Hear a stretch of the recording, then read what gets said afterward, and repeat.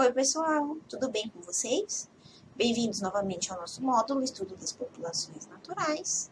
Eu sou a professora Silvia Mardegan e hoje nós vamos para o segundo vídeo falando sobre os fatores que dependem ou não da densidade na dinâmica das populações vegetais.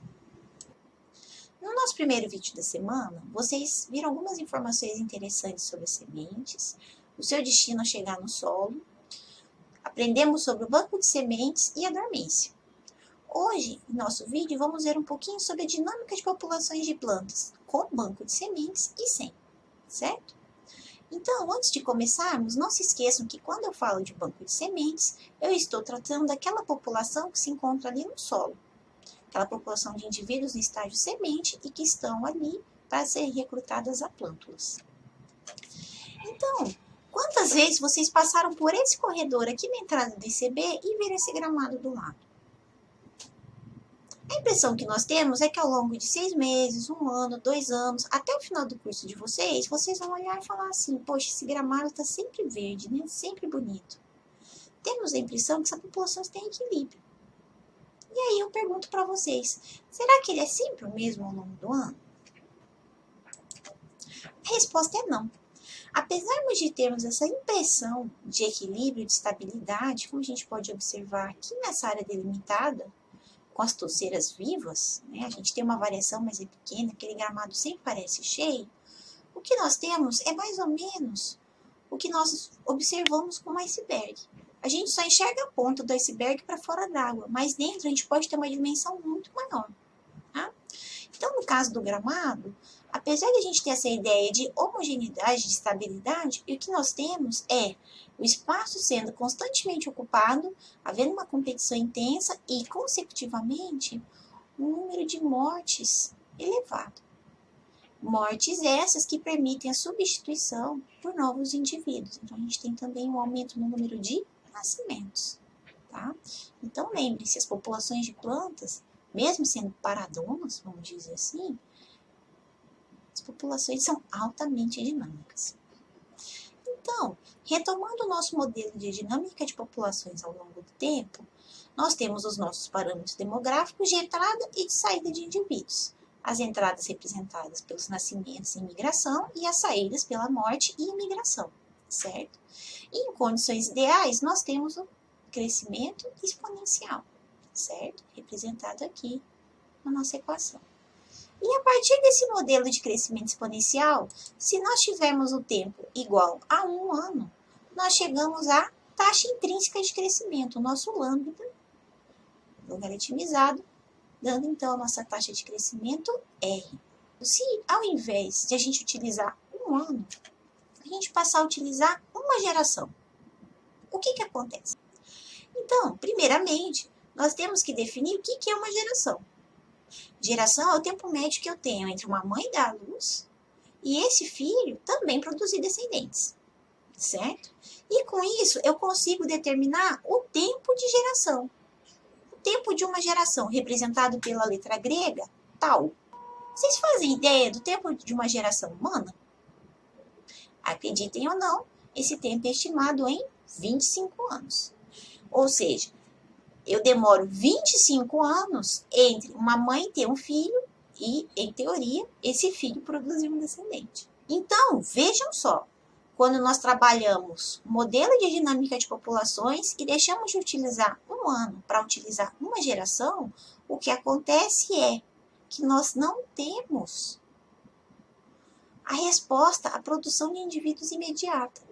A adição de novos indivíduos via nascimento de modo imediato. Nós temos o que nós chamamos de tempo de retardo, certo? No caso da população humana, em teoria, pelo menos 25 anos. Então, como que eu calculo esse tempo de duração de uma geração? Como eu calculo esse tempo tal, que eu falei que para nós, 25 anos? Aqui eu tenho a equação cheia de x, SLX, MX, um pouco complicado. Então, vamos com calma. O x representa a idade média das mães, certo? O LX representa a proporção de indivíduos de uma coorte que sobrevive até essa idade x. E o MX representa a fecundidade de um indivíduo com idade X. Ou seja, quantos indivíduos, quantos descendentes esse indivíduo com idade X aqui pode produzir, certo? Então, se vocês observarem, essa fração aqui, essa divisão, a única diferença que nós temos é esse X. Tá? A idade média das mães, pelo produto, né, da proporção de indivíduos que sobrevivem e a fecundidade. Dividido pela proporção e fecundidade. Ajudou? Não muito, né? Traduzindo, como que eu calculo esse tempo tal? O tempo de geração, ele é o produto da fecundidade e sobrevivência das mães, representadas aqui pelo X, dividido pela fecundidade e sobrevivência das filhas. Agora nós sabemos como calcular o tempo de geração, como calcular o tempo tal, a gente consegue dizer quanto uma população cresceu ao longo de uma geração. A gente consegue definir a taxa de reprodução líquida R0. Então, essa taxa R0, ela é a razão entre a população após passar essa geração em relação ao tamanho da população inicial, certo? E aí, uma outra forma de nós calcularmos essa taxa de reprodução líquida R0 é por meio lá da tábua de vida, que vocês trabalharam com a professora Bianca.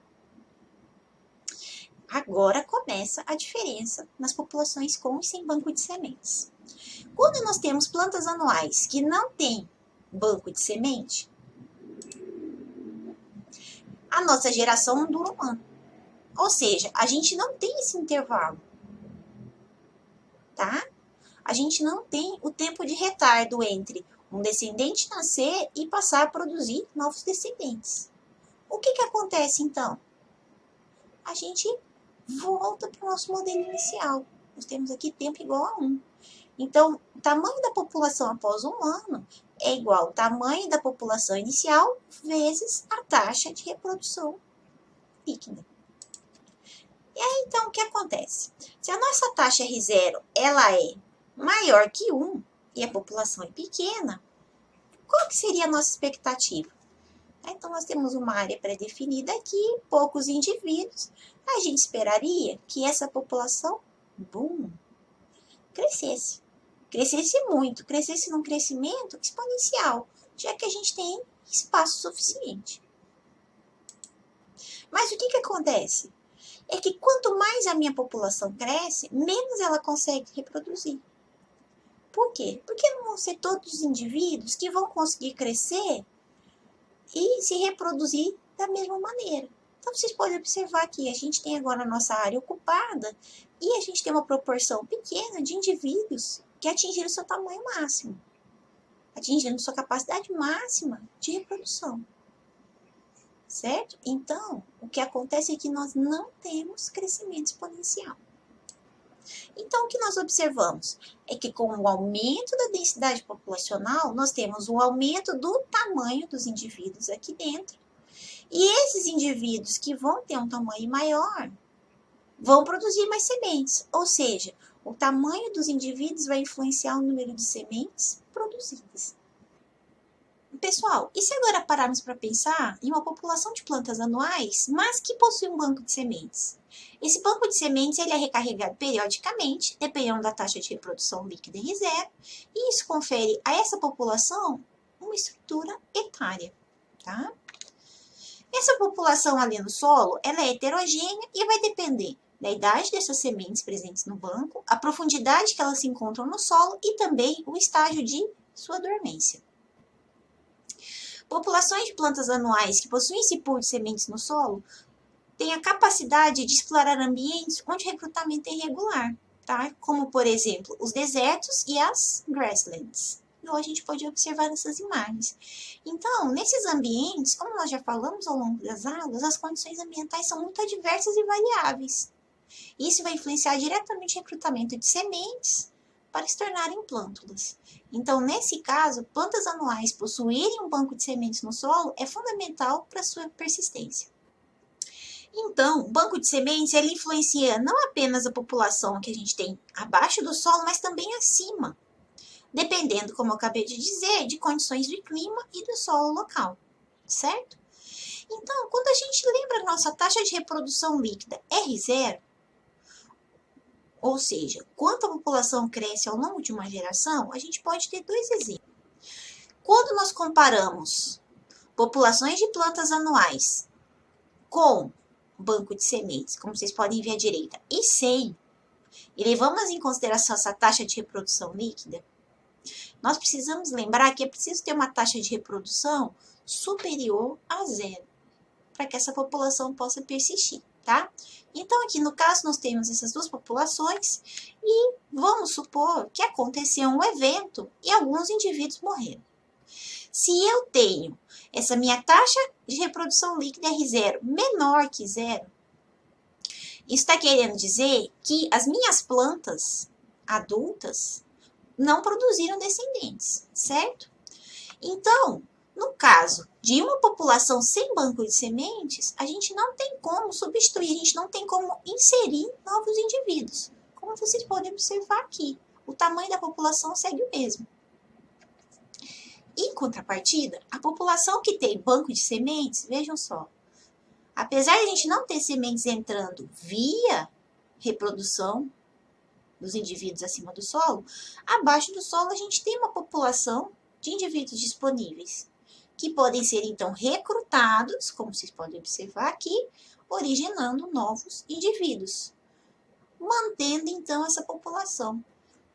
Então, se nós tivermos, por exemplo, taxas de reprodução consecutivas baixas ou nulas, é muito possível que uma população de plantas anuais sem banco de sementes venha a perecer, já que a gente não está tendo substituição e reposição de indivíduos, diferentemente de uma população onde o banco é presente.